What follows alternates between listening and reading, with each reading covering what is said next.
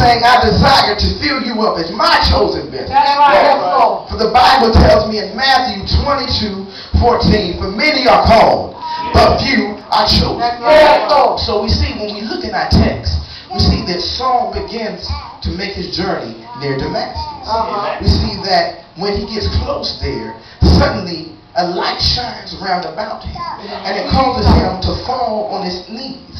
And so we see that he heard a voice saying, Saul, Saul, why persecutest thou me? And he said, who art thou, Lord? I had to be imagining that he was wondering what's going on. All of a sudden this light appears out of nowhere, and now I can't see my path anymore. Now I can't see where I'm going anymore. I have no choice but to sit here and listen. So we see, he said, who art thou, Lord?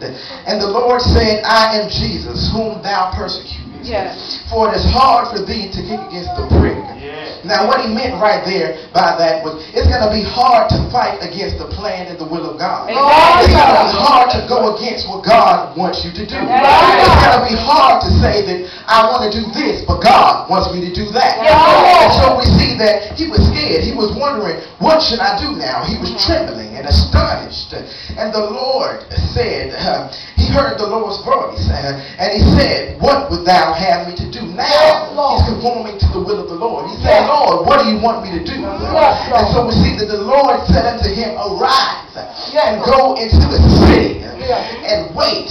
He told him to go into the city and it be told of him what he must do. And so we see that the man that was journeying with him, he helped him up. When he got up, he went to go open his eyes, but he came to realize that he no longer had his sight. He came to realize that he was blind.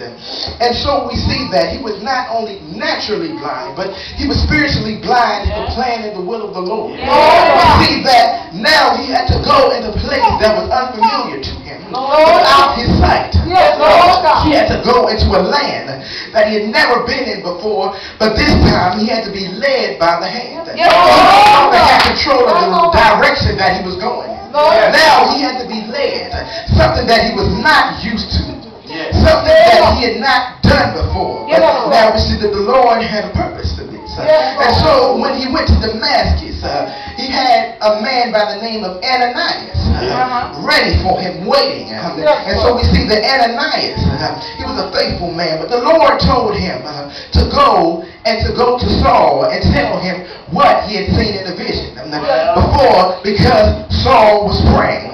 Saul was looking for an answer. Saul, now he had no choice but to say, God, what do you want me to do? He had no choice but to say that, God, I need your direction in my life. Now I came to tell you tonight to say that now you have to look for God's direction.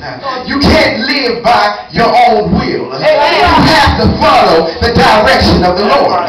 Many times we see in our own personal lives, we like to be independent. We like to go where we want to go.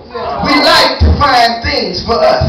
We like to say that this is mine. This is what I'm going to do. I'm going to represent myself. But the Lord was calling Saul to represent him. And so we see that when Ananias came to Saul, he laid hands on him that he might receive his sight. And I came to tell you today that in verse 15, the Lord said unto him, go thy way, for he is a chosen vessel unto me to bear my name. Now I just want to leave the thought with you that the Lord is calling you as a chosen vessel, one unto honor, not unto dishonor, not of your own will, but of mine. The Lord is calling you for a purpose. The Bible says many are called, but few are chosen.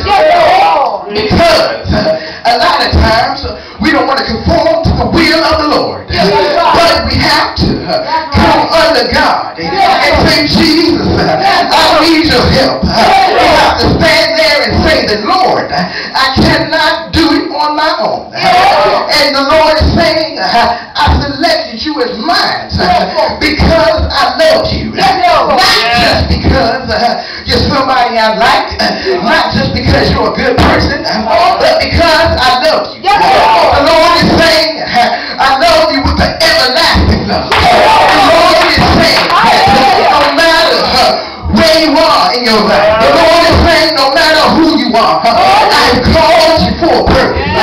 Now we were sitting here in testimony service, and we saw people getting up and testifying. We saw that how many got up and how many didn't. But how many of us know that it was the goodness of the Lord that led us here tonight?